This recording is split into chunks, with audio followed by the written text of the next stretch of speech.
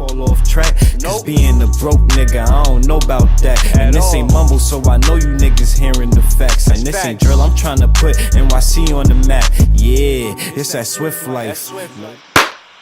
Let's get it. What's good, everybody? You already know your favorite podcast is back, and we got some heat for y'all today.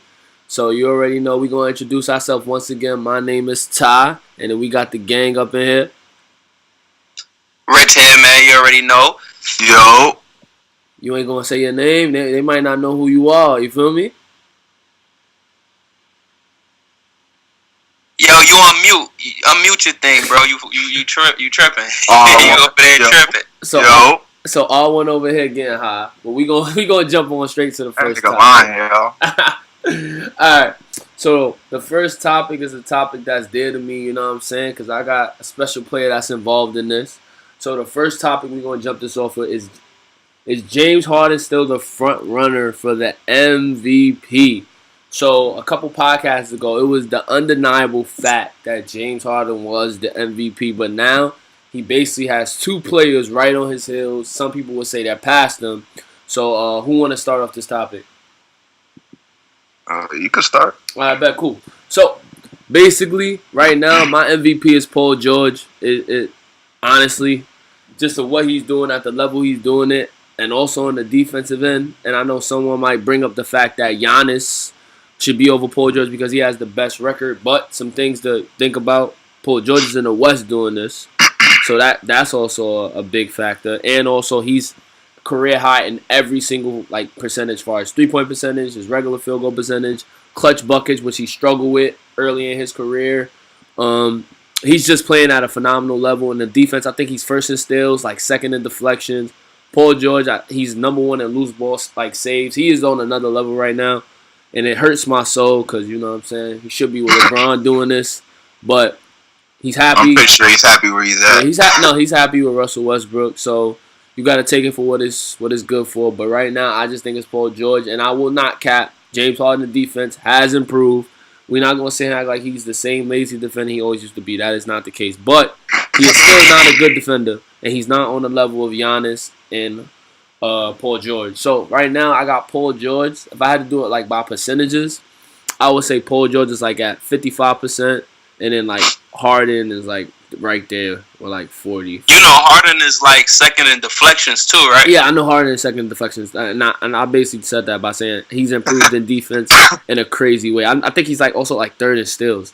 But Harden is definitely on another level right now with defense. The best he's been since OKC. So I'm not going to cap on Harden, but Paul George and they're basically Paul George and Giannis, they're almost transcendent on defense because what they do actually impacts the whole team. Harden defense is more of just you know what I'm saying, just average, and he's a ball handler, so he's good at stealing the ball. But that's what I got. That's basically my take. I got Paul George number one right now, and also I'm not gonna lie, Giannis is creeping up on Harden too, but I just got PG number one right now. So who wanted to take over? You go. I do feel like Paul George is emerging at first. I feel like Giannis is getting slighted because he's not really in the market to be watched like Paul George or James Harden. So right now, I'll definitely give PG the edge because what he's doing right now is insane, and it's on both sides of the ball, which is unlike Harden. So I'll definitely give him the edge over Harden. So right now I got it Paul George number one, Harden number two, and then unfortunately Giannis number three, even with the best record. Because I feel like he's had his team healthy the whole time.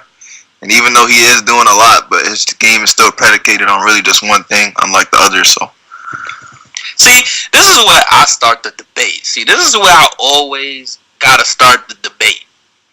What does MVP mean? If you asking me, or are you asking from the NBA standpoint? Because we obviously I'm asking both of y'all. What's your definitions of MVP? If you take that nigga on a team, where would your team be? Pretty much, right. That's how I look at it. And is that a regular season award, right? Yeah, obviously, yeah. Okay.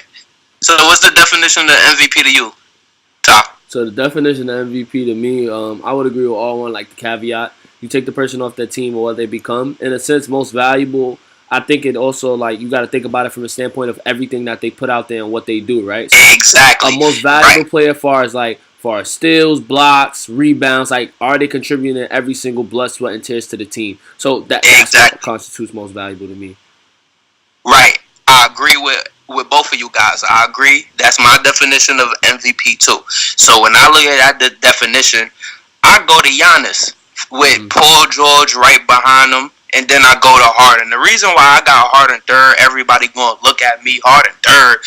Like, don't get me wrong, what Harden doing right now is unbelievable. Like, it's unbelievable, but I got him third because he's dominating one side of the ball. Like, I'm a all-around guy. I like both sides of the ball. He don't put the same energy. Like, don't get me wrong, he playing good defense this year, but he don't put the same energy on the defense side of the ball that he puts on the offense. When I watch guys like Paul George and Giannis, they're doing that. Paul George is coming out guarding the best players on the team, and he's giving those dudes 40. Yeah, it's crazy. So I got Giannis number one because Giannis leads his team in damn near everything. Like, everything. He leads his team in damn near everything, and he's playing almost every position. He's at this point in his career right now with this team around him where you either have to double him or he's going to score on you. And when you double him, he's going to dump it to the shooter.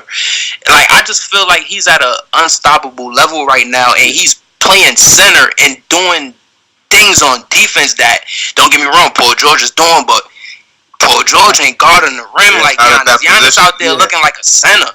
You feel what I'm saying? Like, he's guarding on the perimeter and he's guarding at center. So if you take a dude like that off that team, number one in the NBA at that, watch how fast they'll slip. So I'm going with Giannis. And something also I think is a good point for Giannis. When you look at the team of the Bucks, if you look at the other teams, I feel like they both have like a co-star. I know Harden didn't really have like a star for most of the year because of injuries, because, you know, Chris Paul's kind of old. And also, we all know that Paul George has a co-star right now, which I would say is a secondary star, which is Russell Westbrook. So something also to take into account for Giannis is that basically he is the lone star in a sense, right? He is like basically the single superstar with a bunch of like a good supporting cast. I consider Chris Middleton like a mid-level player, and he has, you know, Bledsoe and those guys and stuff like that. So definitely something to think on and take into account. So definitely shout out to Giannis. Like, R1 basically caveated and said we just don't see him as much because he's Milwaukee, and you know, and his game, sadly, he's athletic, he gets to the rim, he dunks, but people actually like seeing 3-point shooting now and a little more versatile game. And that's something. Dude, he's at this point in his career where he's just like, James Harden is unguardable, but this dude, Giannis is unguardable. You just can't. I know, but I'm just saying, like, you just can't stop this dude, man. Especially what makes him tough is because he gets his own rebounds. When he gets his own rebounds and he do what he do, it's hard to keep the ball away from him. It's hard. So he's gonna always kill you. You get what I'm saying? Like, it's just crazy. And then something I want to add for both of y'all and get y'all point of view of this, and then we can move on to the next topic. I don't know if I'm the only one to feel like this, but I feel like some of Harden's numbers are inflated or like not as important. So, like, for example, he stayed in the blowout game to get a 3 to keep the 30-point streak going and alive. So after that, I realized, like, yeah, he got it, but you got it in a blowout loss, like your 30-point streak. If we're being 100% honest, that was probably the same thing in the other eras. I know Wilt's that stuff. I already know that. We already know that. So if we're looking at all these other players, they probably stat stuff too, but it just wasn't on the same level to get generalized because of social media. Yeah, social media. I agree with that. I agree with that. I agree. Even they said even Jordan, when he was playing point guard, he used to go to the box score and say, "Hey, how many more assists I need?" So hey, man, they gonna tell you the full story all the time. I don't know. I just think it looks pretty pitiful when you do that. Westbrook does the same thing too, but I mean, yeah, we all know. Yeah, I don't. That story about Jordan is a fact, by the way. Yeah, it was the same. It was the same thing with Will Chamberlain. The team was Mr. Free Throws on purpose because they know so he could get the 100. It's amazing, but hey, it is what it is, man. Stat stuff, and it is what it is, man. It is what you just have to watch the game, like people say. Stats don't tell the whole story. That's a fact. Nah, you No, gotta people be there. stats don't tell the whole story. Yeah, but with James Harden though, you was losing, dude. See, I can understand that you blowing and fuck out. I mean, you want keep him in, and you want to be like, all right, just get shit 30. But dude, you lost, man. Just get it was a next blowout. game. It looked pretty bad, but I don't know. That's just how I looked at it. It's just I wanted to know you guys' point of view. I feel you. I'm a competitor too. Like, but in this era, you guys, some players care more about their personal stats than that is winning. true. That is they'll true. keep the streak And going. That's like, a thing in the NFL too. If I could get it, I'll go get it. If I'm not hurt, you know what I'm saying? If I'm on a roll, then we'll keep rolling. Yeah, I know for surely Harden cares coaches about it. Coaches too. So coaches will be with it too. Yeah. So shout out to Harden though. Shout out to Harden. Yeah, definitely doing no disrespect. Shout out to all the players that we just said, man. All those players that we just said, they're balling right now. I think this is the first time in a long time where it's just like so much people you could give MVP to for real. Yeah, it's just crazy. Definitely. I think it was like that early in the season. I don't think so now. I think now it's like more clear for like 3 people. I think in the beginning we could have like 4 and 5, but like Embiid if the trade didn't happen, to Bron if he didn't get hurt. But now I think it's like more clear cut. Okay. Yeah. Solid people. So smooth. So now this is a topic I couldn't wait to talk about. This is a topic R1 picked out, and I love it. And it's basically the Celtics meshing better with Kyrie. And are they the new, like? Why aren't they the favorites anymore? Do you think they're still the favorites in the East? It's basically whatever you feel about them. So who wants to start off this topic? Basically talk about this 2-part question. How they feel about the new Celtics. Quote unquote. Let that New York Knicks fan go first. Go ahead, Rick. What I feel about the Celtics, Yeah, I mean, meshing better without Kyrie because they look excellent without Kyrie. I mean, they also did lose when Kyrie got hurt and they were up 20. Mm-hmm.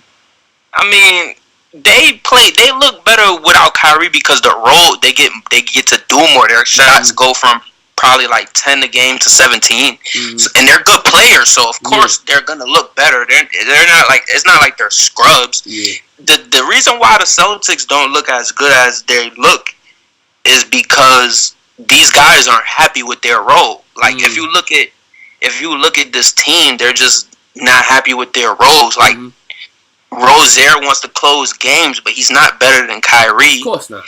You feel me? Brown wants to play, but he's not better than Tatum, and then Gordon is starting to look a little bit better, so it's hard to get him minutes.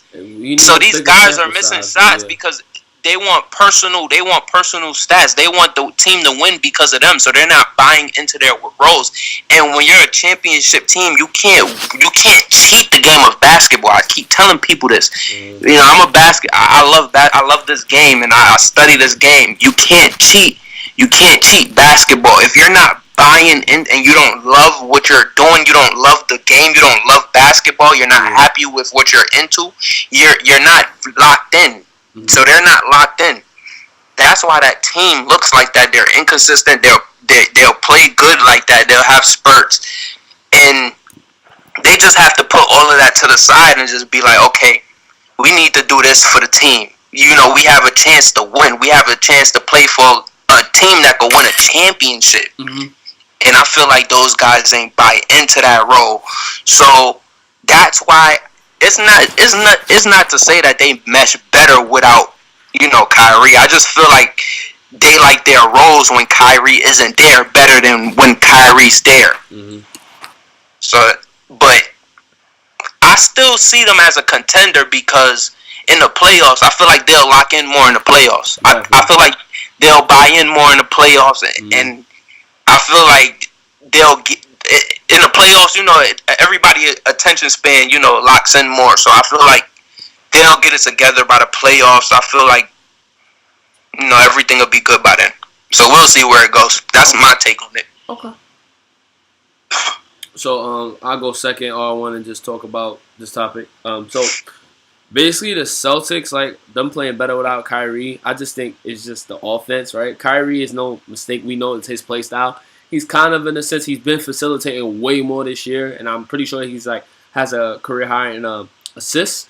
But he's just naturally, he's a flashy player. He's a ball stopper. So, like Rich basically said, players are going to get less shots, of course, if he's on the floor. And if he leaves the floor, players are going to get more shots. So that's the reason for inflated numbers. And they're young. So young players want the ball. Young players want to get this money. Young players want the checks. So them not scoring or getting these stats that we talked about so much earlier, usually when you're younger and you come inside the NBA, you want a stat pass so you can get these big contracts that players like Anthony Davis are eligible for, Kawhi Leonard, so on and so on. So, and Rozier is also a free agent, so he definitely wants to prove he wants that money, and I can't blame him because in the NBA, look at the Isaiah Thomas situation. You know, if you need to get that bag while you're healthy, and I completely understand that, and you know, I'm not faulting him for it.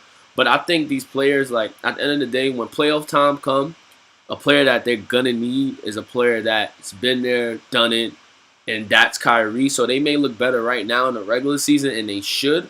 But in the playoffs, I think that's when Kyrie is more so needed. Honestly, how good they're playing, hopefully Kyrie can rest. If he gets good amount of rest and he's healthy for the playoffs, he's still conditioning. I actually believe, I actually think like if the Celtics wind up going against the Bucks, I think they could knock out the Bucks, honestly. But Raptors is like the team I think is probably the favorites in the East right now, from at least my standpoint.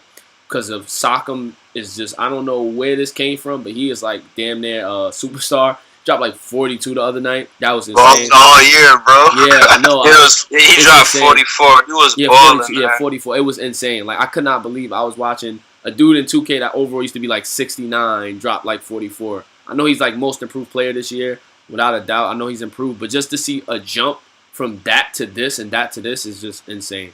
So shout out to him, but definitely I don't think they're the favorites anymore in the East. I watched that team. My fault for cutting you off. I watched that team. That Marc Gasol edition was crazy, man. His passing. He unlocks that team with his passing when he gets the ball in the mid post or when he's driving to the basket and they're cutting. Yeah. Oh man, they're gonna be a problem in the playoffs. Not even just his passing, just him being a veteran or a well-oiled veteran and knowing how to help these guys, help the younger guys out. And now that Kawhi has someone that has, you know, that basically that playoff experience, he doesn't have a championship, but that playoff experience, somebody he can go to, I think that's a big addition and a big help. So that's how I feel. For the Raptors are the favorite, but I do feel the Celtics is no big deal of them being better without Kyrie. They're kind of supposed to be. That's kind of how the system is set up, and that's how Brad Stevens was even at Butler. So that's basically what I got. How about you, R1? Pretty much feel the same. I feel like these players aren't accepting their roles. Mm-hmm. And I feel like it's really nobody over there that tells them, like, hey, man, you're on the bench, you control this bench, you're better than this guy off the bench, you're better than this guy on the bench. While we're sitting down, you bump up the league. Pretty much nobody over there pretty much gas their heads up and stuff like that, you feel me? So they're all playing from their own mindset. Kyrie's still kind of learning how to be a leader, but he's definitely getting a lot better at it. Definitely getting a lot better. There's some learning. I feel like guys are on that Celtics because I watch these guys at practice interviews. This is not just the Celtics. I watch every team.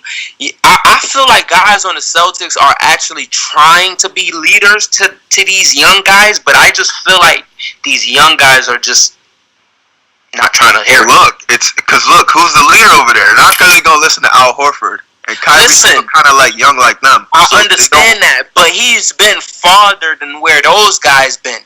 If he really wants to win, they probably don't respect them. Man, he cooked their ass for like 3 years straight. What the fuck you mean they don't? He don't. That's some bullshit. Man, listen, that's crazy if they feel like that. I think they respect Kyrie. And they also, I hear people a lot of time, like ESPN and TNT people, they say Al Horford is not always a vocal leader, so that also plays a part into it. Listen, you don't always have to lead by being vocal. You go for those young guys, you can you kind of do. You kind of do. I mean, I hear you. I just feel like I don't know. The Celtics should be better than what they are. You know, I agree. Definitely, they should be better. I think hearing now so much about how people need veterans on the bench, it really does play a part. Like, come on, who expected the Bucks to be the first team in the NBA to reach 42? Oh, that coaching change helped too, though. It did, but I didn't see the Bucks being better than the Celtics. Did you? I didn't see Giannis playing to this level either, though. I understand that, but come on, we all had these dudes going to the finals. Say you did. We did, but hey, personal emotions conflicted. That's really what it came down to. Them guys, if they were still playing the same, bro, they would be top 3. I can't say he'll be number one because look how good the other teams are. Them guys got to get it together, man. I agree, but hey, I think Kyrie's out there because. Oh yeah. Hey, shout out to Isaiah Thomas, man. It was good seeing him walk on the court the other night. Definitely. Big baller. So definitely, that's all how we feel about the Celtics. I can't wait. I hope we get to see the Celtics and the Raptors. I think that'll be a dope ass Eastern Conference Finals. But on to the next. So now, this topic, we're gonna join two topics together. Basically, we're gonna talk about Kareem Hunt edition for the Browns, and we're also gonna talk about the Joe Flacco edition to the Broncos. So I want to start this one off because I'm a Lamar Jackson fan, and then I'm glad that they got rid of Flacco. This really shows that the Baltimore Ravens are really taking this Lamar Jackson thing serious, and they really want to move forward. And I really think Lamar Jackson can be transcendent to that organization. I really think he has the capability to. It's just going to take a lot of work. And basically getting rid of Joe Flacco is a big confidence booster for a young quarterback because now he doesn't have to say, as soon as I do an incomplete pass, you're going to throw back in Flacco. Now, how do I think Joe Flacco is going to fit on the Broncos? I honestly don't think he's going to fit well. Honestly, at this point, I do not know the Broncos wide receivers. I just honestly don't. I don't even know who they have anymore. I don't even know if Emmanuel Sanders is still there because I didn't watch the Broncos this season because there was no reason. Yeah, he's still there. Other than that, that's the only wide receiver that I could think of that they had. I know Demaryius Thomas went to a different team. They don't have the tight end. I don't think they have Lindsey as a tight end anymore. So I don't even know what the Broncos are as an organization. But I'm guessing they got a quarterback. I know basically Elway was fiending for a quarterback, so you got you a Super Bowl champion, Super Bowl MVP. So let's see if you can add some pieces around Flacco and see what he could do. One thing I know about Flacco, he is a playoff quarterback. He's not a regular season quarterback. So hopefully you get him to the promised land with some good pieces and you can make some magic happen. I know the defense is still good. So Kareem Hunt, I just personally want to I'm so happy he's getting another opportunity to play in the NFL. This is something that I really think athletes don't get an opportunity to get is a second chance often because of the way the media is set up, because of the way things are set up. But when every other occupation gets a second chance. If a doctor mess up, he gets a second chance. Police officers mess up, most of the time they don't get incarcerated. It's just so much people that get second chances. But these athletes often, they make one bad mistake and they're humans and they don't get a second chance. So the fact that he's actually on a team that I think can be a contender, which is the Browns. The Browns lost about like 4 games by a margin of under a touchdown. So the Browns are coming. And I just want to say big shout out to Baker Mayfield. He is here to stay for a long time. And I'm actually happy because the NFL is better with more good quarterbacks than with worse quarterbacks. And Kareem Hunt, he's going to play a good role. But the thing is, the Browns actually have a decent running back like rotation. So I don't know how that's going to work because Kareem Hunt, of course, has to start. So I don't know how the rotation is going to work. You always want more than one running back because of injuries in the NFL. So I'm just happy for Kareem Hunt. That's the main thing. I hope he comes back and it proves all the naysayers wrong because even though he lied to the Chiefs, how they did him was dirty. How they did him was dirty, and I'm glad the Chiefs lost because I don't like how they did Kareem Hunt. But I understand. So that's basically what I got about that topic. We want to go next with the Kareem Hunt. If they still had him, they would have won. Oh, yeah. If they still had Kareem Hunt, they definitely would have won. I 100% agree with that. They couldn't even run the ball because, yeah, I agree with that, without a doubt. So who want to pick up where I left off? My thing is with Kareem Hunt, I feel like he just going. I feel like he is gonna get suspended. I don't know how many games, but when he come back, I feel like he gonna be rejuvenated because he also is from Cleveland too. Right. So he playing for his hometown. If he gets some minutes, everything goes well. I feel like he'll ball out with Baker Mayfield, man. That play action. Ooh, Baker Mayfield has a pretty play action too, son. Oh my God. He be catching the cameraman with that shit. Man, that's going to be tough. Oh yeah. I like what the Browns going for the future. Yo, the Browns, man, look, I'm proud, man. The Browns are looking fucking good, bro. The Browns is looking really good right now. But man, why my Jets couldn't pick him up? This ain't a segment about your Jets, bro. Come on, man. We ain't come here for this, man. Bro, I'm not trying to, go long into that. I'm just saying, I understand. Cause we got the money. Yeah. Pick them up, man. But that's a good pickup. Now, the Did y'all hear about? No. Not before I get into that. What was the other Joe Flacco, topic after Joe that? Flacco to the Joe Broncos. Flacco. I don't feel nothing about Joe Flacco. I feel like he sucks. I just don't see him doing anything over there with the Broncos. Joe Flacco's trash. Facts. Like, come on, bro. Let's be honest. He what does he do? How old is he now? I'm pretty sure I double check, but I'm pretty sure Joe Flacco is around like 30. I'm pretty sure he's like 31. Bro, he's trash. He's dumpster juice. He's washed up. He had a pretty good run. His little run. He rode the back. Ray Lewis got a little hot. Got his ring. Damn, Joe Flacco's 34. He's done, bro. Yeah. So he was 34. Pack it up. That's what I feel about him. But yo, AB, don't go to the Saints, man. Come to my Jets. You heard? Yo, Fox was trolling with that, man. I think Fox was trolling. I don't think the Saints could afford him, though. I don't think Saints have the cap for him. I think Fox was just 49ers. Don't go to the 49ers neither. Listen, 49ers come team up with Quincy Enunwa, bro. He team up with Quincy Enunwa, Robbie Anderson. Bro, we lit. I like Robbie Anderson a lot. I had him in fantasy this year. He did pretty good some games.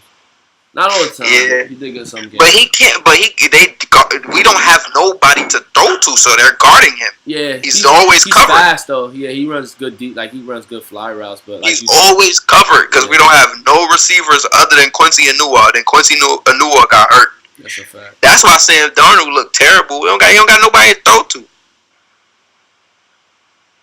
Well, R1, you go ahead now. I don't understand why the Broncos got Joe Flacco. It really doesn't make sense to me. Like, they keep on getting quarterbacks at the end of their career, like they did with Peyton Manning, but unfortunately, I don't think this one's going to work out the same. So, that... Bro, there's nothing but trash cans over there right now, other than Emmanuel Sanders. That was really, like, I know Baltimore. Hey, shout out Baltimore. Shout out Baltimore. Yeah, they got rid of like Broncos. Bro, wait, is he still on that crazy contract? Yeah, he's still on that crazy contract. Yep, he's still on that crazy contract. Yep. Shout out to Baltimore. Yeah, shout out to Baltimore. Shout out Lamar Jackson, Ty, bro, everything 1K. And, Broncos is... Yo, give Broncos... Man, they stupid, man. You said Kareem Hunt would get a chance, probably 2 weeks ago. Look, here he is back in the NFL already. The next season. So, I think it's going good over there. I think the Browns will probably make the playoffs. Because the thing, when you got two good running backs, you put one of them boy that slot. You make things happen. Yeah, Kareem Hunt could catch too. Yeah. So, wait a minute. They making playoffs. Who in their division they knocking out?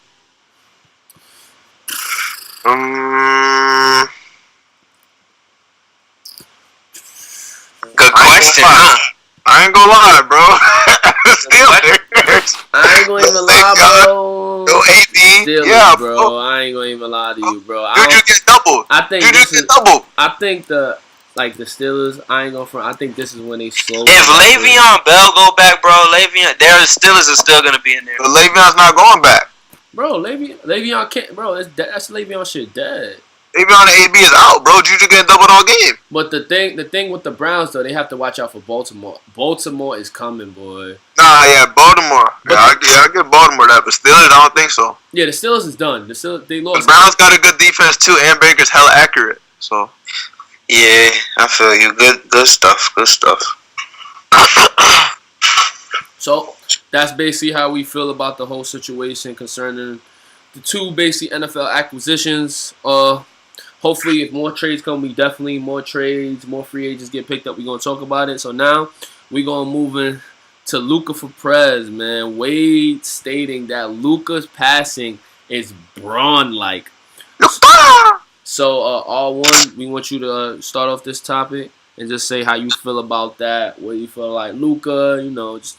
Hey man, shout out this nigga Rich, NBA scout. We gonna do the NBA scouting real quick, even though this year's kind of easy. Even though this year's kind of easy, but you feel me? This nigga Rich be finding. And Luka, listen, y'all, Luka's that one to watch for the next 2 decades, maybe more than that, because you got Porzingis now, so it's gonna take more stress off his body.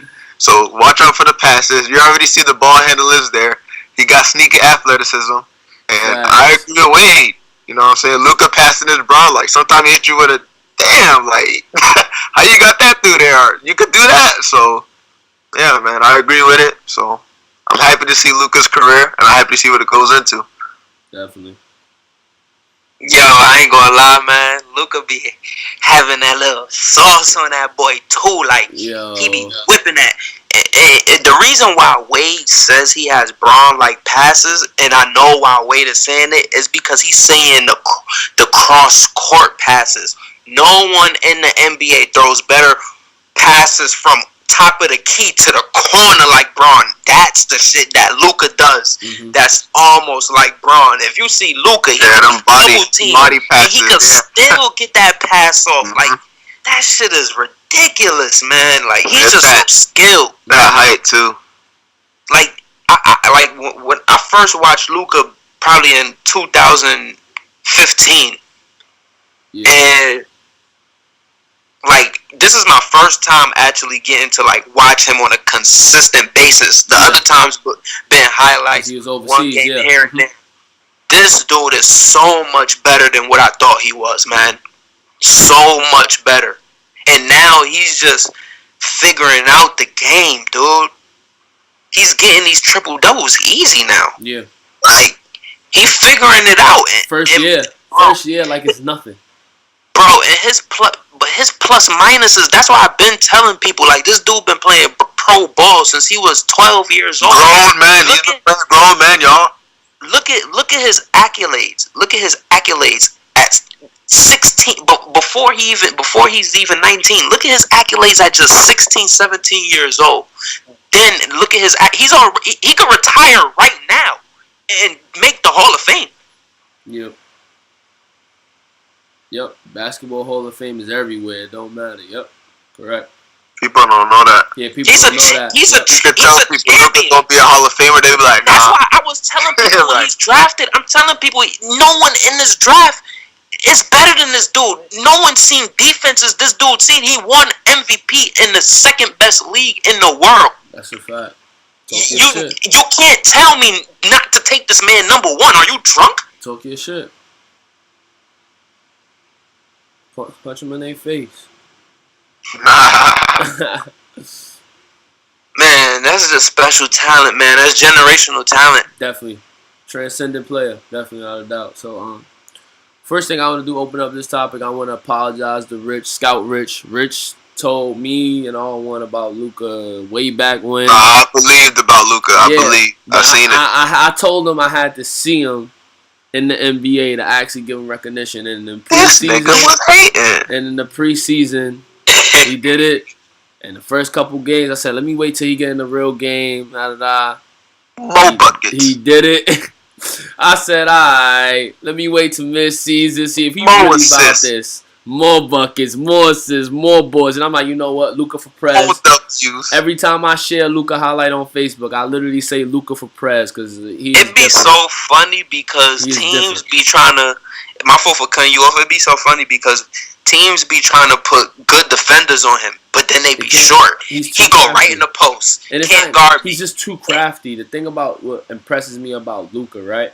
From seeing him his rookie year, honestly, watching him play, I cannot see a hole in his game. Like, he can drive, he can shoot free throws, he got a step back three, he can shoot the mid range, his ball handling is crazy. He got limitless range. He can pass. He's efficient. Like looking at a rookie that plays so he already has veteran IQ at 19 years old. So I'm watching Luka, and then things we got to look at. Luka, his team isn't like horrible, but he doesn't have nobody around. So they're keying in on Luka. At this point, they're keying in on Luka. They know Luka is that dude. So the fact that he's doing this, he's getting keyed on. Now, if you add a player like Porzingis that could stretch the floor and score in a bunch of different ways, long as he comes back healthy, what's Luka going to do with Porzingis now? Come on now, like just definitely shout out to Luka for Prez. I'm hearing they thinking about bringing Porzingis back. Hashtag that Luka for Prez. Cause you know the Mavs keep going up. Like I said, that trade adding Tim Hardaway Jr. and all them dudes is pretty good for Luka. That's a lot of shooting around him. He has a lot of shooting around him now. So they're trying to put him in that position to where you got to double him, and if you double him, he's gonna pass it. Definitely, and then he's gonna pass with the accuracy and make you pay. But man, when Porzingis healthy, him and Porzingis and that pick and roll, pick and pop is gonna be all time crazy, unguardable. Yeah, probably unguardable. Yeah, because Porzingis could put the ball on the floor. Unguardable. All right, most definitely. So now EuroLeague. So now we're gonna jump into the next topic. Hey, but wait, before we get into that though, what do y'all think about Mark Cuban saying that he rather have all Euro players than, you know, American players? Because Harrison Barnes made a comment about that, and then he traded Harrison Barnes. So what do y'all think about that? I think they're easier to coach, and from seeing what players are doing, in a sense, because the NBA, right, it's not like the NFL, right? So the NBA is mostly a players' league. So the players have too much control, and what you usually see from like Euro players, they have a different type of respect towards the coach. They're a little less outspoken, a little more respectful, they're just a little more easier to coach. They're more fundamentally sound. So I think that's more so what Mark Cuban is looking from. And then one of his Dirk is his guy, right? So he just has a good rapport, I guess, with Euro players. So I guess I understand where you're coming from. I see what you're saying from a basketball point of view, but I feel like Mark Cuban is a little bit racist. Mm-hmm. He says he throws little racist shots here and there sometimes. So I'm not giving him a pass. Yeah. And then when Harrison Barnes made a comment back towards that statement he said, I forgot what Harrison Barnes said. I don't have my iPad with me right now, so I can't look it up. But he traded Harrison Barnes right after that, and they didn't have plans of trading Harrison Barnes until he made that comment. Mid-game. That is so disrespectful, yo. So I don't, I understand what you're saying, because that's very true what you said on the basketball point of view, and they just come in the game way more skilled and better shooters. You don't really have to coach them too much. Yep. So I understand what you're saying, but I just feel like Mark Cuban is just a little bit racist. Okay. That's fair. I feel that's a fair. What about you, Arwen? How you feel about that?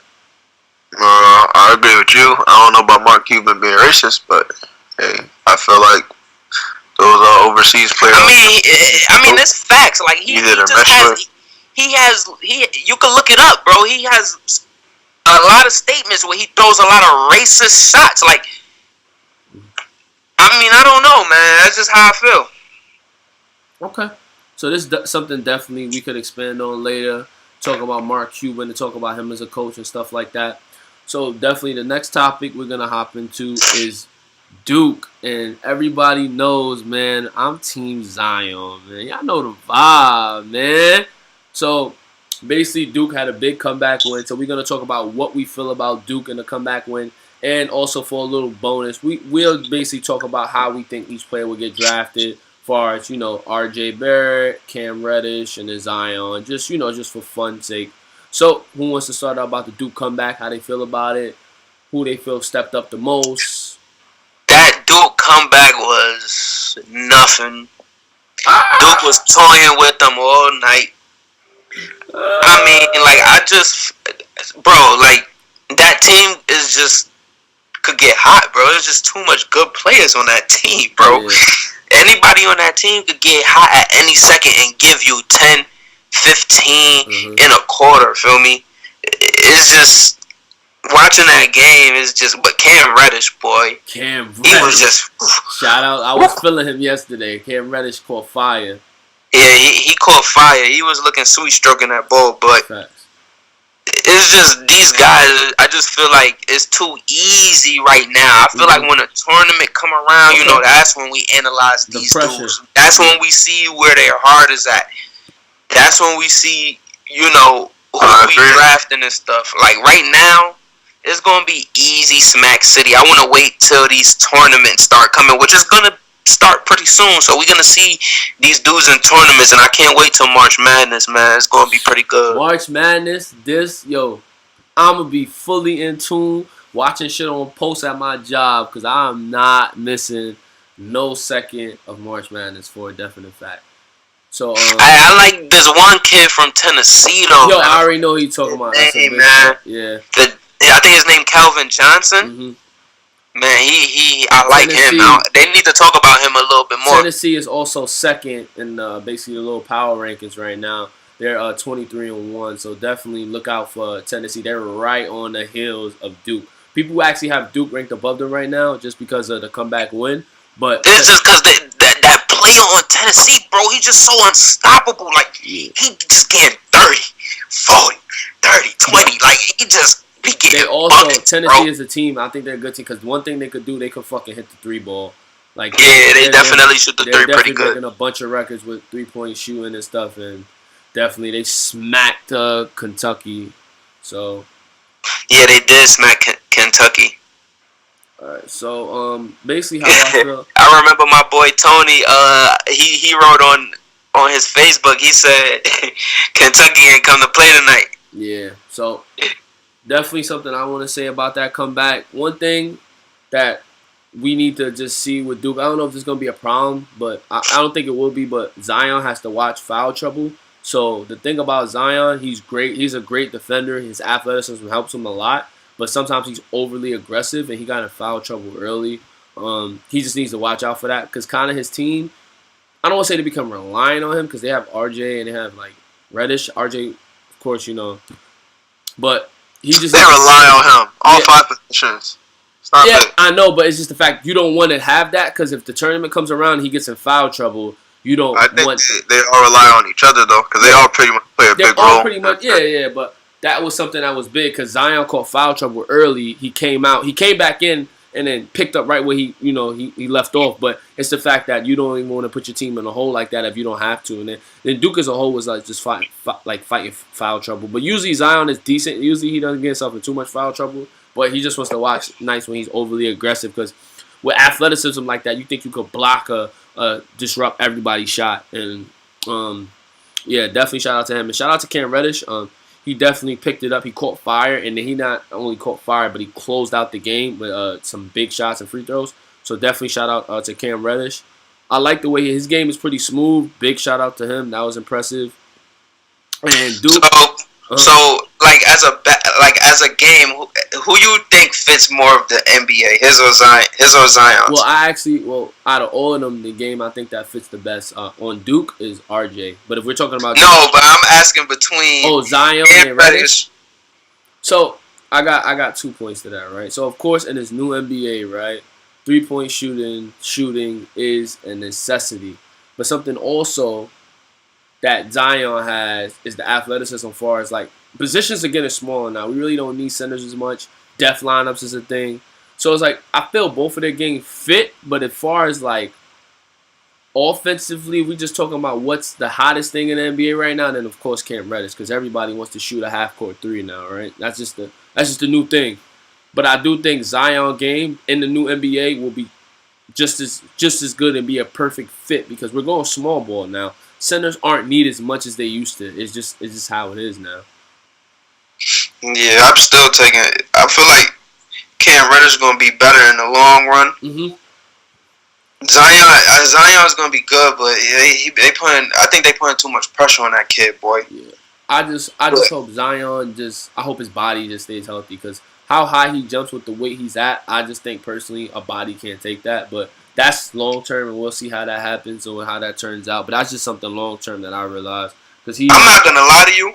The reason why, because it's just like he can't really shoot it that well, so he's gonna take a lot of damage, especially driving in the lane. See, where Cam Reddish, he don't have to take a lot of contact that Zion gonna have to take, and Zion body eventually gonna wear down, especially in his first year.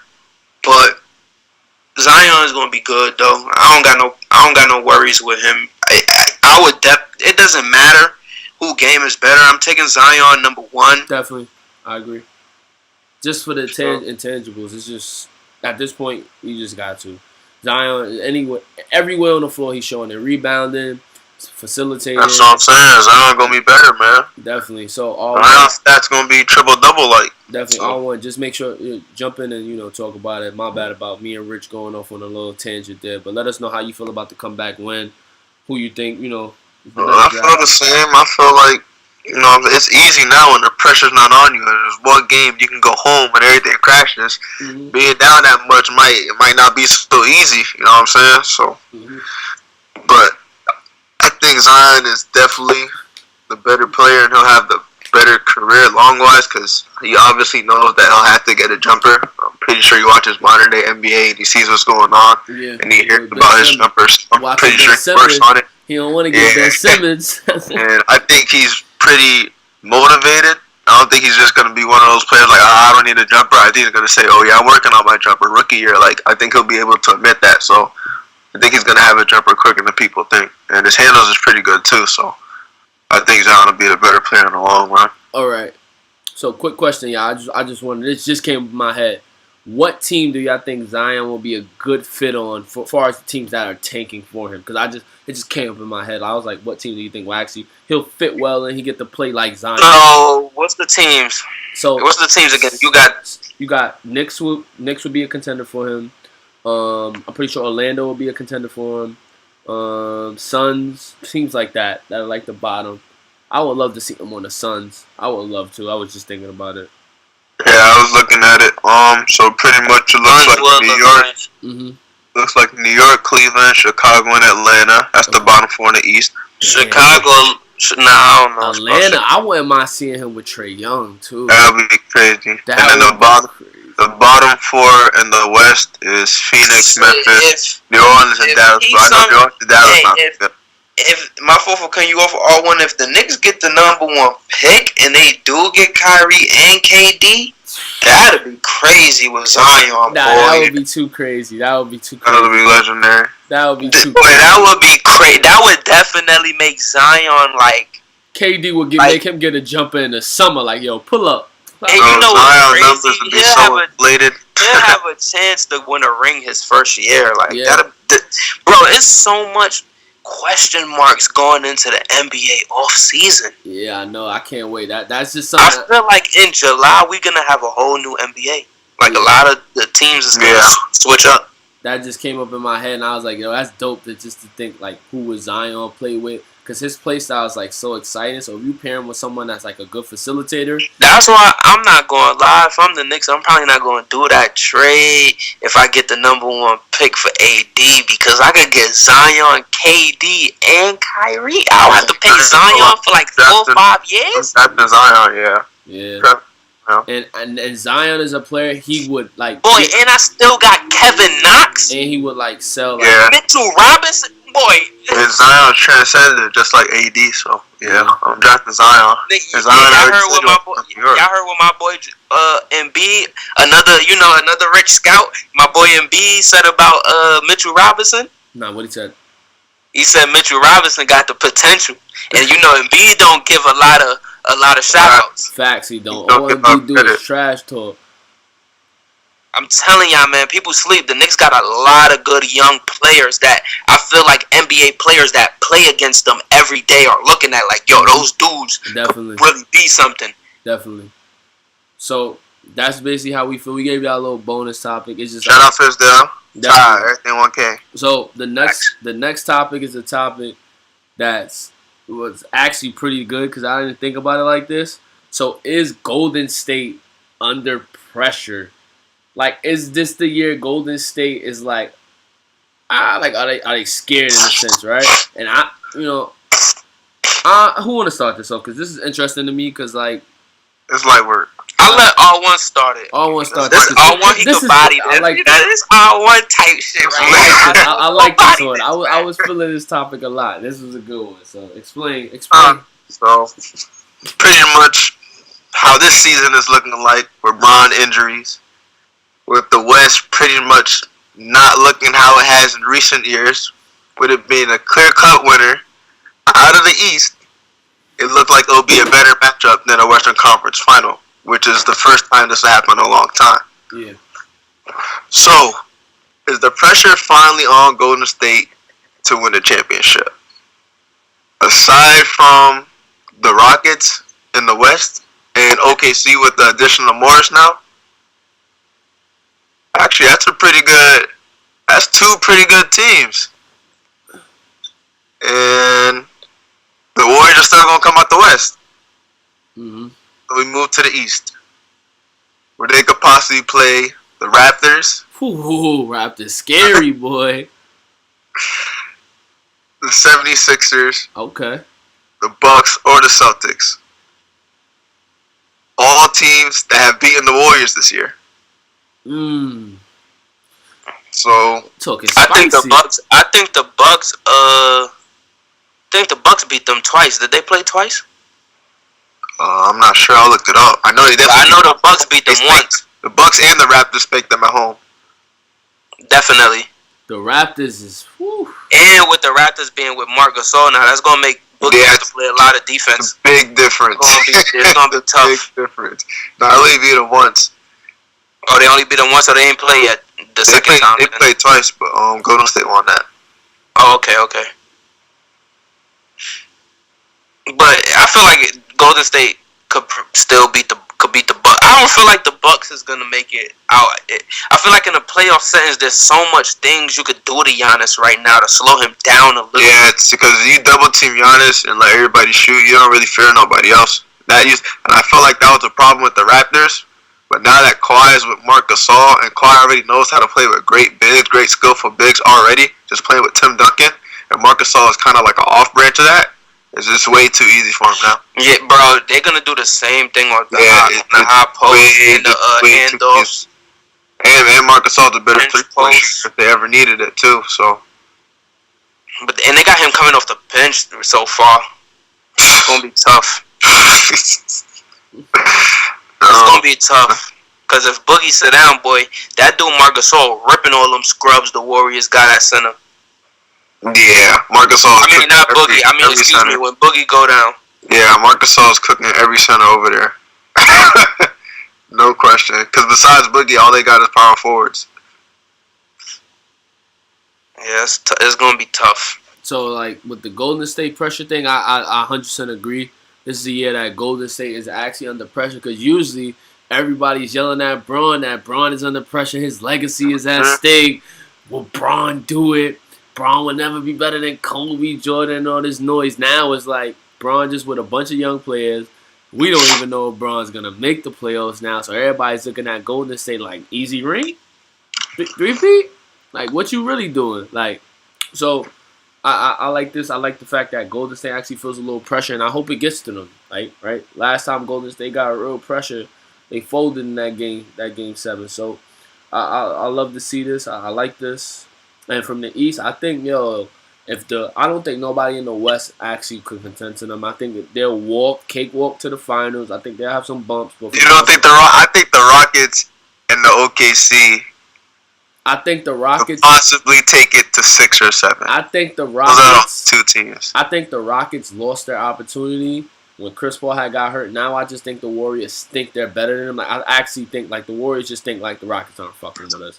Like, I'm pretty sure the Warriors think they're better than everybody though. Yeah, but I think it's certain teams like this. I ain't gonna lie, the Rockets might be tough again when everybody helps. Yeah, bro, because remember, they already playing with Capella, bro. They're doing this with PJ Tucker at the 5 and Kenneth Faried, bro. And they got Amon Shumpert over there, too. Something you gotta add. Do we still feel they're good defensively if they were last year?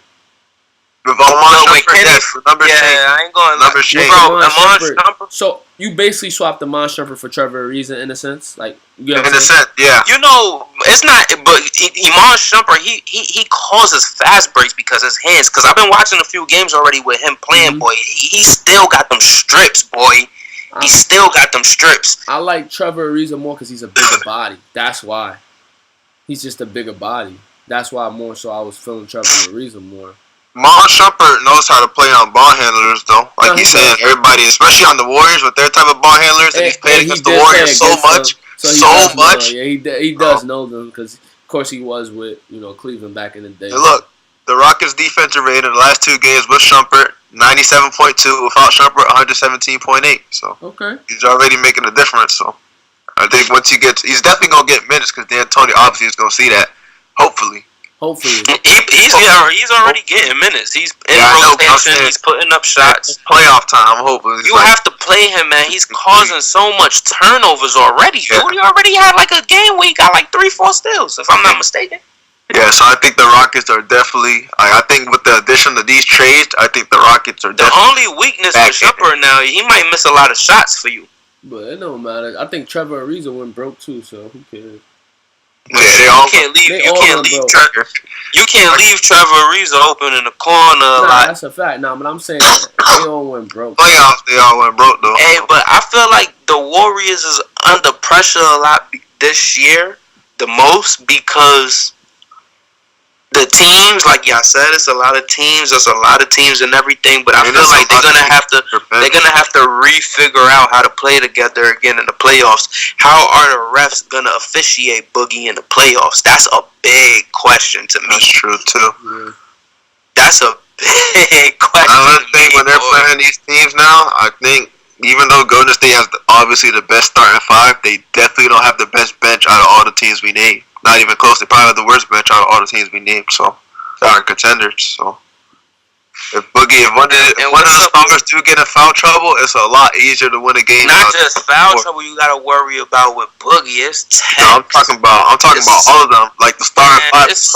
When they get in foul trouble, and they gotta sit. You can't really look to that bench no more like you could in previous years because these other teams' bench are so much better. And I ain't gonna lie, boy. Boogie ain't playing that high level of basketball. He gonna feel like he got fouled a lot and he gonna lose his mind. He's gonna lose his mind.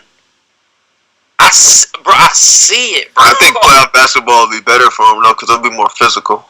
It'll be more physical. He'll get away with a lot, but, bro, they gonna let them get away with a lot, too. And so far this year, I ain't gonna lie, he been having a lot of problems with lengthy dudes. He been trying to bully them under the basket, but lengthy dudes been making him struggle a lot this year so far. Yeah, I see some dude on the Sixers. I don't even know his name, boy. The dude had Boogie missing everything under the basket. Crazy.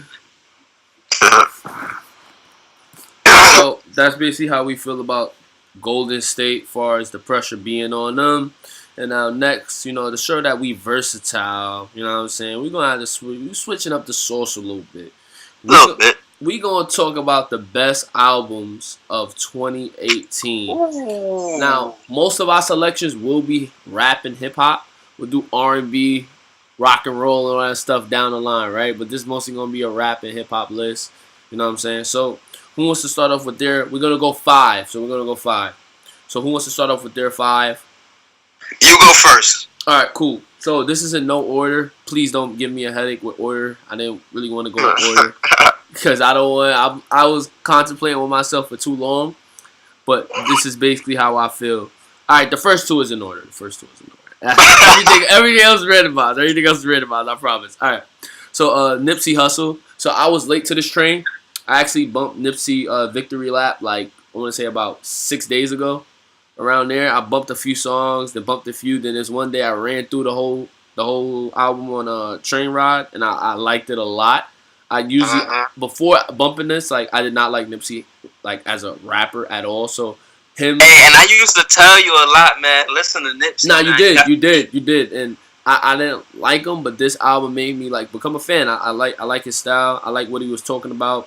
He was basically talking about a lot of entrepreneurship, getting over stuff. My favorite song is Double Up. I seen the video. Hey, bro, that's why because you see how like dudes look up to like us East Coast guys. We look up to dudes like Fab. We look up to dudes like Jay-Z. Them West Coast dudes, they love that man Nick. Yeah. Like he got stores out there in the hood. He's passing out stuff for free. Yeah. Like he ain't ever switch. Man, I love Nip, man. I love his music, man. That was a dope album. So let Charles get his 5 off, bro. Yeah, My fault. So now you good. So definitely Double Up. The video was beautiful, by the way. Nipsey definitely could have a career and like some choreography or something. The video is very, very good. So shout out to him. My next one is Kodak Black, Dying to Live. I love that. I completely love that album. Kodak Black definitely bounced back from that trash he was dropping when he first came home. Whoa. You know what I'm saying? So I just love Dying to Live. Testimony, Calling My Spirits are my favorite on that. Until Death Called My Name, Reloaded. Everybody know me. Ain't no mistake. I'm a diehard YoungBoy fan. But this was actually like his best piece of work so far. Until Death Called My Name, Reloaded. He had about 4 platinum hits on this. So definitely this is like without a doubt. This has to be up here for 2018 if you got 2018 albums. 4th was Meek Mill's Champion. So Champion, I definitely liked it. I do feel in a sense it was a little bit overhyped. I know Meek was coming home. I know it was a lot of love. Personally, I don't feel this is his best work. I like wins and losses more. I have to bump wins and losses and then bump this and then really compare. But I just like wins and losses more. Maybe the songs are a little more catchy. But of course, Meek Mill's, he's a little more older and grown up in this, in a sense.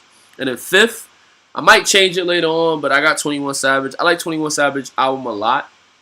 You know, that's a bar a lot. Yeah, but I fucks with it. My favorite one of those is I Got a Ball Without You.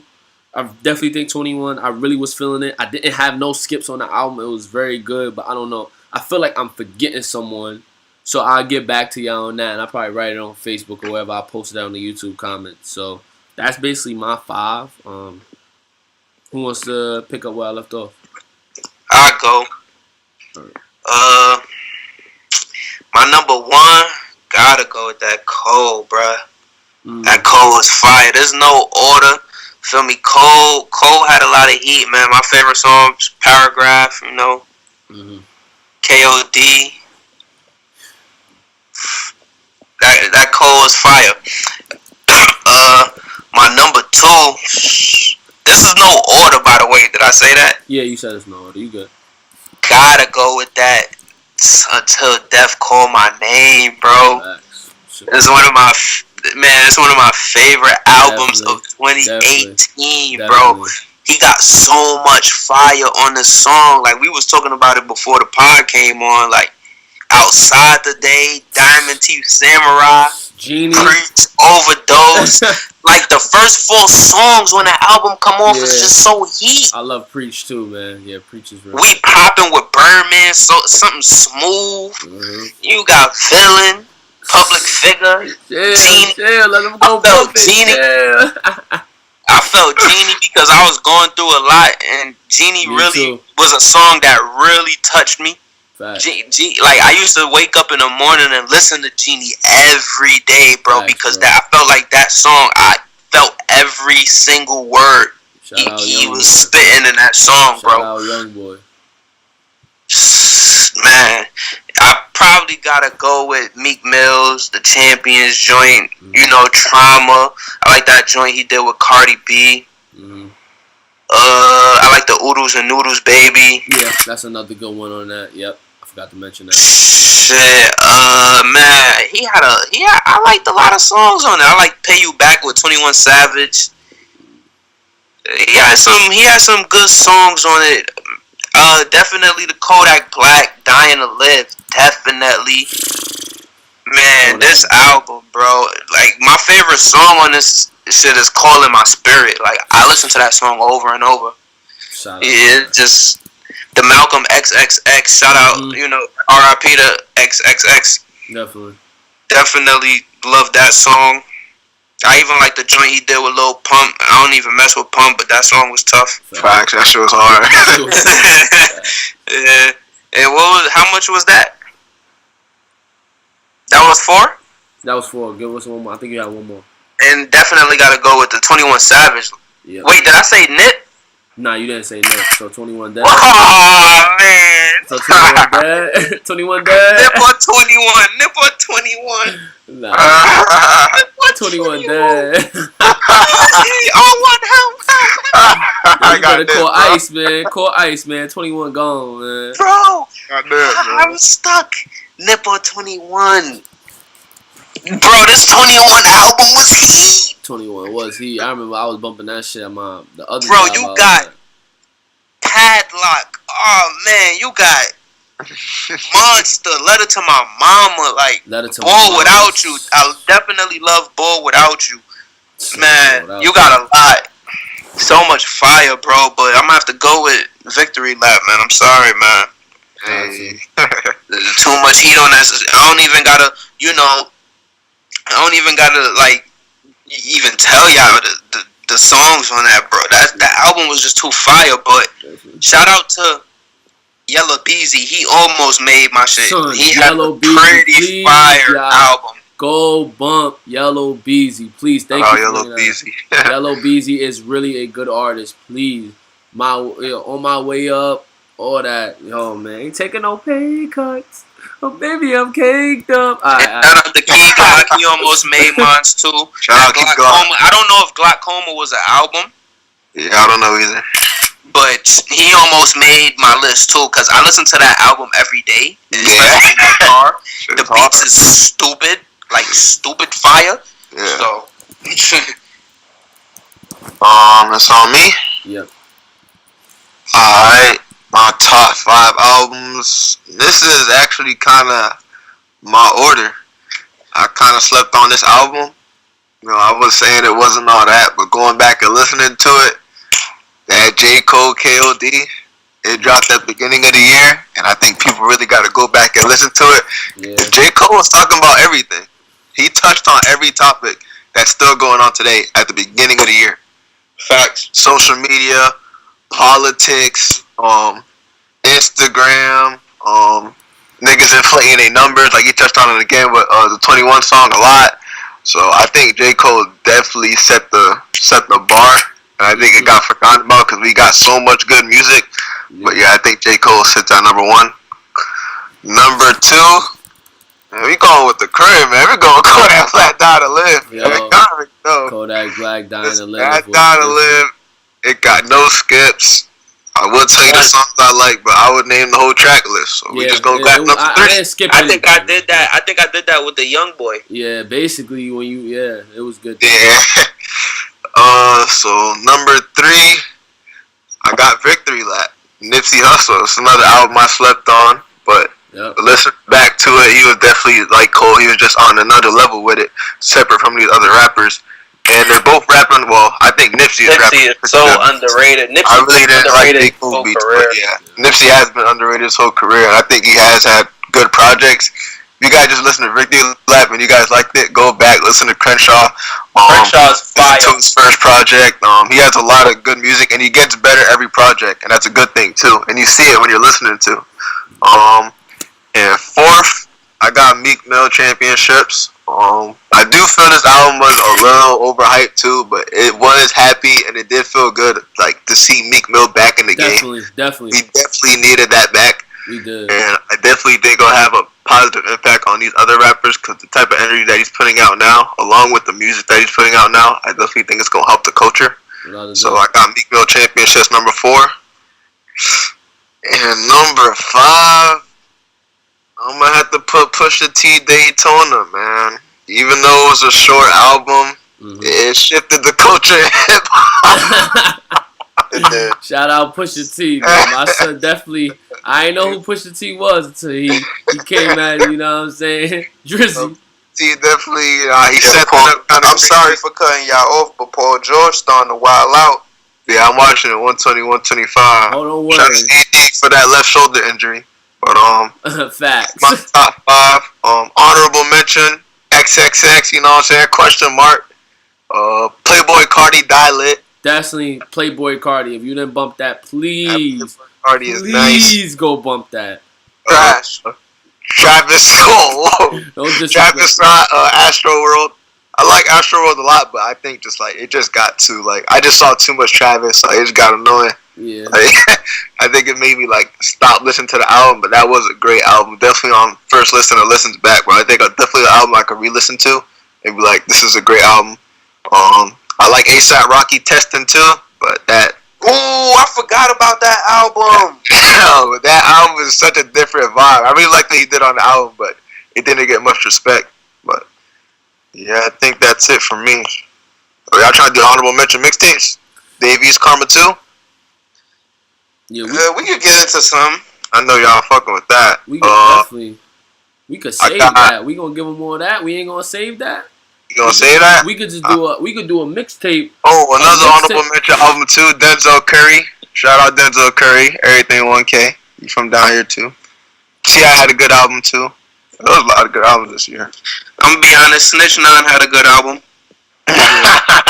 Shout out, that shit was heat in the club. All them shits go up, man. Really, shout out. Oh, Youngboy too, man. I got Youngboy at number 6, man. Ain't nothing against Youngboy, but I had to put Pusha T shit up. Nah, definitely. Oh, Youngboy. Youngboy. So, nah, Fleet. talking about, mixtapes, feel me? I don't know what year Drip Season 3 came out, but I know that was last year. Yeah, Drip Season 3 definitely the best mixtape that dropped 2018. Look, there's no debate about it, people. That drop, boy, I couldn't stop playing songs on that. It's not even close. Drip Season 3 just reinvented Gunna's whole career. He had to drop a project for himself since that, and that was a whole year. That's a fact. That shit really put him on the map. And just do collabs with Lil Baby and just have a solid year, that whole year. Davies, Carbon 2. I know y'all fucking with that. Lil Durk, Sponsored 23. And Roddy Ricch, Feed the Streets. Come on, man. Hey, Roddy Ricch, Feed the Streets was he. I like Future Beast Mode 2. Oh, yeah, Future 2. Mode 2 was fire in the summer. I couldn't stop playing Cuddle My Wrist.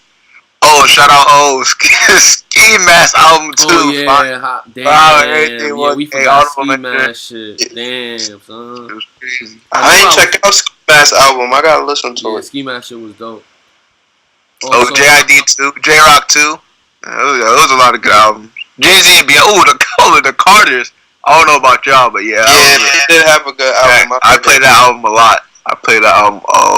Probably next one we could do a top mixtapes of 2018 because this was more so for albums. And I definitely think you kind of heard it, but the compiling in order I think would be a challenge for us.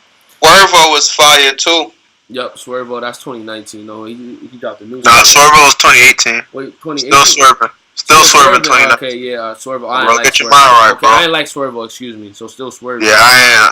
Well, Swervo is good, but it's not on still swerving's level. I'll say that. Yeah, it's not on that level. Yeah, so definitely. Westbrook got 3. So I think basically we summed up. We had a lot of topics right now. We had 1 hour and 11. So, and my laptop is dying. So I think this is a good place to conclude. Yeah, we got a lot of topics, bro. So you get it done. A lot of topics. So we definitely touched on everybody, and I will have timestamps in there. Go one. So definitely we want to thank y'all. If you stayed all the way to the end to watch this podcast, we really appreciate y'all. Keep the support. Keep liking, keep sharing. If you are up and coming artist, send your music to my email, to my YouTube, to my Facebook. We got y'all. We love supporting up and coming artists. Thank you for coming to Let's Talk About It. Gracias. See. Chop on my feet, my piranha. Heat up the city like sauna. I got the juice, hella jamba. Run around town with a bad bitch. Run around town with a bad bitch. Run around town with a bad bitch. And fall off track. Cause being a broke nigga, I don't know about that. And this ain't mumble, so I know you niggas hearing the facts. And this ain't drill, I'm trying to put NYC on the map.